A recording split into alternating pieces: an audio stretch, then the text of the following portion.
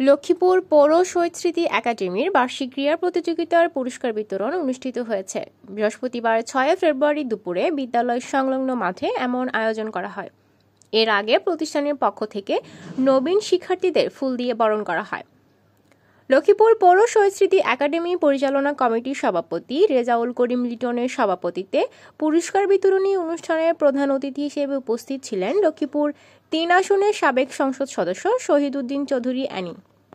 বিদ্যালয়ের প্রধান শিক্ষক মোহাম্মদ আওলাদ হোসেন চৌধুরীর সার্বিক তত্ত্বাবধানে ও সহকারী শিক্ষক অপু চন্দ্র দাসের সঞ্চালনায় বিশেষ অতিথি হিসেবে ছিলেন লক্ষ্মীপুর পৌরসভার সাবেক মেয়র শাহাবুদ্দিন সাবু, সদর উপজেলার মাধ্যমিক শিক্ষা কর্মকর্তা অতিরিক্ত দায়িত্ব Mohammad Didar Hossain, Lakshmipur BRDB chairman Nizamuddin Bhuiyan, Lakshmipur press ক্লাবের সাবেক সাধারণ সম্পাদক আব্দুল মালেক, জেলা স্বেচ্ছাসেবক দলের সাধারণ সম্পাদক হারুনুর রশিদ, জেলা কৃষক দলের সহসভাপতি বদরুল ইসলাম শ্যামল প্রমুখ।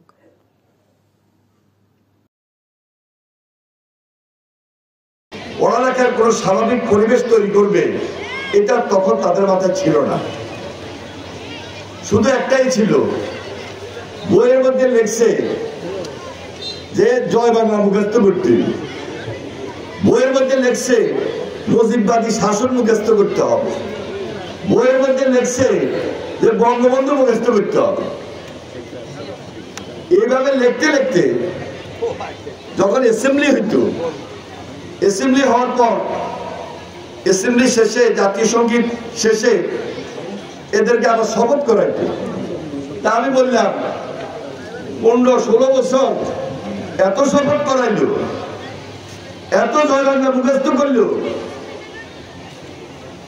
এত বঙ্গবন্ধুর কথা মুখস্থ করাইলো, বইয়ে লিখলো, পাঠ্য বইতে লিখলো, ছবি দিল, জিয়া রহমানের নাম মুছে গেল যে জিয়া রহমান স্বাধীনতার ঘোষণা করছে। এখন এই যে ছাত্র জনতার আন্দোলনে যে ছাত্রদেরকে বানানোর জন্য এত কিছু করলো, এই ছাত্ররা গেল কি? তার মানে জোর করে কিছু হয় না, হৃদয়ে লাগে, হৃদয়ে হৃদয়ে শেখ হাসিনার নাম থাকবে না।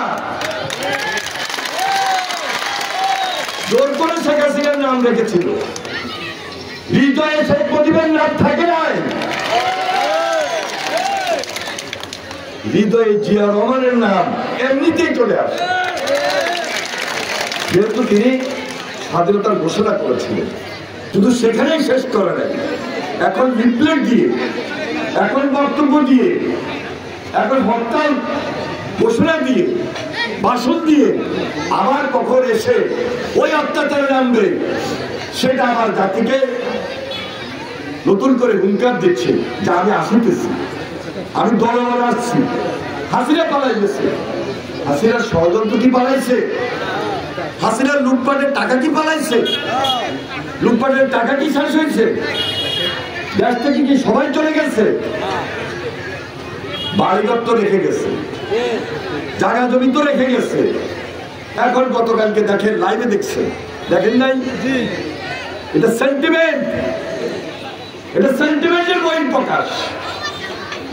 এই দেশে ছাত্র জনতার আন্দোলনে ফ্যাসিবাদের বিরুদ্ধে, আওয়ামী লীগের দুঃশাসনের বিরুদ্ধে, হাসিনার বিরুদ্ধে, ষড়যন্ত্রের বিরুদ্ধে একটা সেন্টিমেন্ট, এই সেন্টিমেন্ট গতকালকে জাগ্রত হয়েছে।